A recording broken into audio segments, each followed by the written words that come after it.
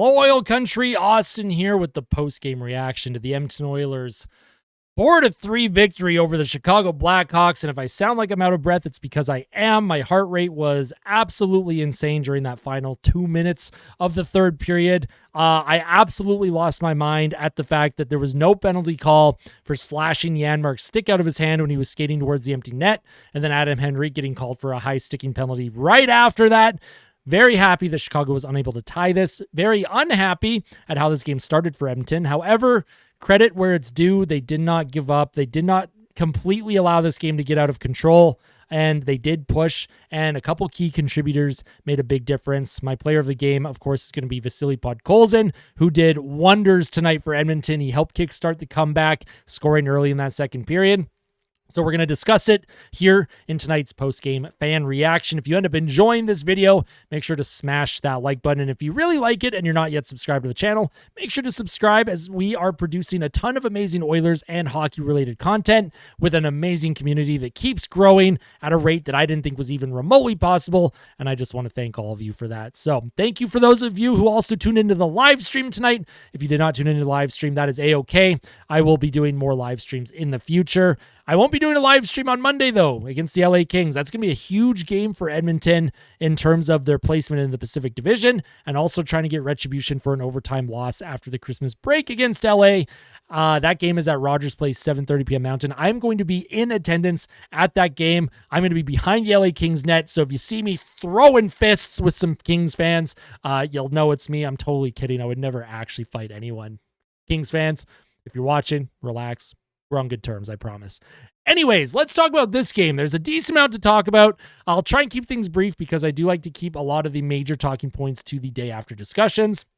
But this game got off to a horrifically bad start for Edmonton. I mean, that entire first period reminded me of the Penguins game, except this time Edmonton was not down 4-1 after the first. They were only down 2-0. So worst lead in hockey, by the way, 2-goal lead. And it was funny during the live stream when it was 2-0 Chicago. I was telling people, I was like, I was watching, and this is true. I had been watching highlights of the Oilers' 16-game win streak from last season, and there were a lot of games where Edmonton was down 2-0 and had to come back and win hockey games. And tonight, I mentioned that during the stream. I was like, I have a feeling. I know Edmonton's down by 2, but I have a feeling that they can come back and win this one. I will also take responsibility for the bad start. When I got home from work, I went straight to the live stream. I did not put on my hat. Was not wearing my hat during the stream until the second period started. Before the second started, I put the hat on and I said, you know what? This is the start of the comeback. I even predicted a Zach Hyman power play goal, and that came to fruition, but I'll always try and remember my hat for next time. So for those of you who were in the chat calling me out on that, thank you so much for calling me out. The Oilers, like I mentioned, that was a bad first period. And even like halfway through the second, I know they had scored early in the second period, Podkolzin off a rebound. But it took about 30 minutes into this game for Edmonton to start making crisp passes and start possessing the puck and getting it on the forecheck. They were really, really struggling with puck possession. They were struggling at just basic plays in the defensive zone, the neutral zone, and the offensive zone.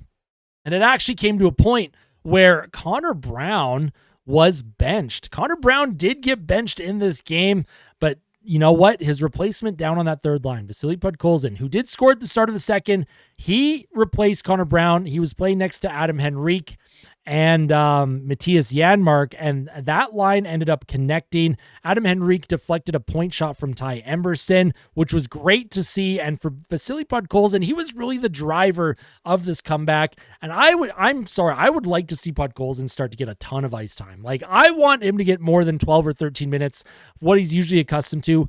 I want Podkolzin to get rewarded here. He plays such good hockey. And yes, he doesn't always get on the score sheet, but tonight was a game where he really did deserve more than just 14 minutes of ice time.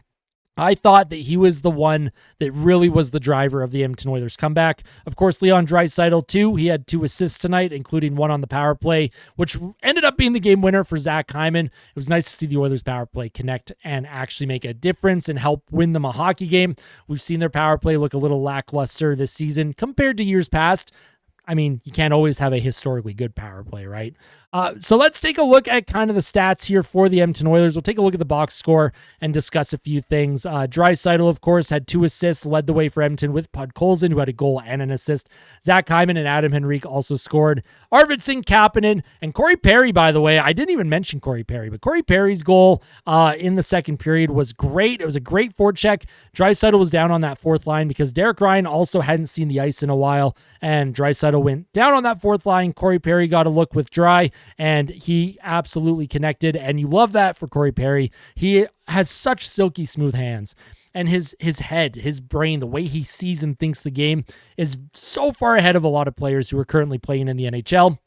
The only knock on Corey Perry, of course, is his speed, and he did get a few shifts in the top 6 in the third period, of course, but I think there was about 7 minutes left in the third. Corey Perry kind of stopped seeing the ice because I think the team recognizes that when you need maybe an offensive boost, he's good to put out there. But when you're defending a lead, maybe you keep him off the ice, keep your speedier players out there. Matthias Janmark, I would have loved to see score an empty netter. Of course, he had the stick knocked out of his hand, and he wasn't able to get it, and there was no call. Very unfortunate. Connor Brown had maybe the worst game of his entire career as an Oiler. The giveaway that he had that allowed Chicago to score, when they scored to tie at 3-3, Donato's goal. Let's just, we got to take a look at this. Connor Brown has the puck.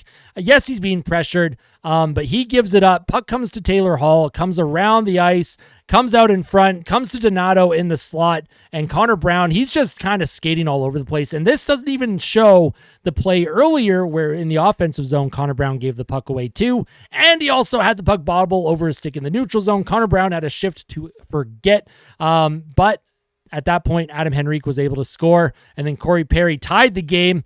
I guess that would have made it 3-1 Chicago. Sorry. I don't know why I said 3-2. That was 3-1 at that point. The Oilers had to really fight back. Adam Henrique with a great tip in front. We'll take a look at this one as well. I do want to highlight Podkolzin. You can see him here, number 92.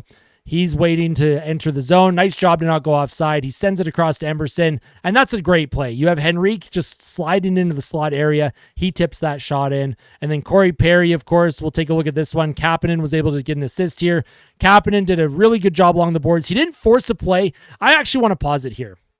We're going to take a look at this. Kapanen, a lot of players, a lot of wingers would have tried to force this puck along the boards back to their defenseman. But Taylor Hall was here, and Donato was also putting pressure on Kapanen. It was a smart play to try and reverse it to a potential open man, and luckily Corey Perry was there. Perry grabs it, and there's such loose defending there. Seth Jones, he really hesitated on what he wanted to do with it, and then, of course, in frustration, shoots the puck around the boards. And then the game winner, I almost said overtime winner. The game winner, you had Bouchard with the puck. He gave it to Draisaitl, who waited and waited and waited for a lane to open. He waits, he puts it in. Zach Hyman off the rebound is able to put that in. The Oilers are able to hang on despite the best efforts of the Chicago Blackhawks and potentially the officials at the end of the game. I don't like to rag on the officials too much because I think officiating in general is always bad, and there's no reason to complain about it. In this situation, I'm complaining about it. That is it from me. That is basically my post-game fan reaction here.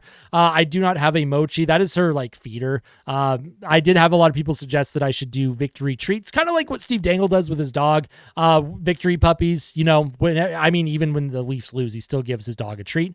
For Mochi, it's a little bit harder because she's not very cuddly. I don't know how I would be able to do it, but I'll figure out a way so that I can give the cats some treats so that you can see the cats get that rush of dopamine, that serotonin that we all love seeing cute animals get a treat. I will give Mochi and Kitty some love and treats once I'm done recording. But as you're watching this video, I'll have already given them some treats. So don't worry. Don't worry, Oilers fans. I got you. I got the cats. I appreciate all the love and support that you always show me on the channel. I'll be back hopefully in tomorrow's day after discussion. I can't guarantee I'll have one up just with the way my work schedule is working.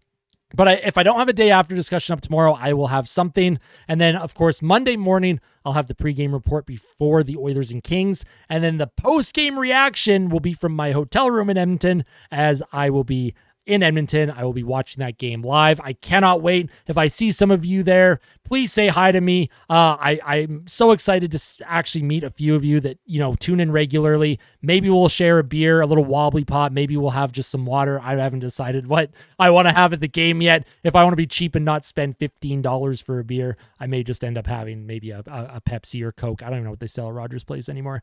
Anyways, I'm rambling. We'll see you soon. Tell someone that you love them. Huge win tonight. Very happy. And hopefully, as of the recording of this video, hopefully LA ends up with a loss and the Oilers stay ahead of them in the Pacific. And then hopefully the Oilers, I'm very much looking forward to that game on Monday. It's going to be playoff-like. I cannot wait for that atmosphere. It's going to be so much fun.